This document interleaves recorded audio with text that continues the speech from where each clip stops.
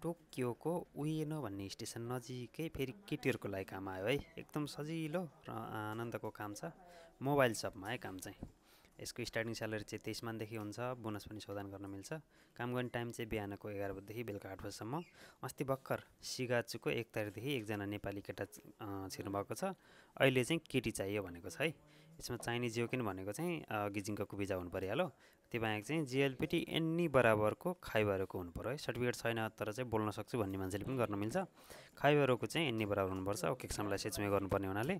अनि तपाईँको अङ्ग्रेजी पनि बोल्न सक्ने भयो भने चाहिँ प्लस पोइन्ट हुन्छ है। अङ्ग्रेजी बोल्न सक्ने र जिएलपिटी एन्नी बराबर चाहिँ खाइबा गर्न सक्ने जोसेनोमी है कोङ्खाइबा। जोसेनोमी कोही हुनुहुन्छ भने चाहिँ जोसेहरू रेन्डर गर्न सक्नुहुन्छ। ट्रान्सपोर्टेसनहरू पनि दिन्छ। बोनस पनि सौदान गर्न मिल्छ। टोकियोको उएनो स्टेसन नजिकै एइगोको लागि खेताई सबमा एइगोको लागि रेन्डाको हेरेस्को ओनेगाइसिमास।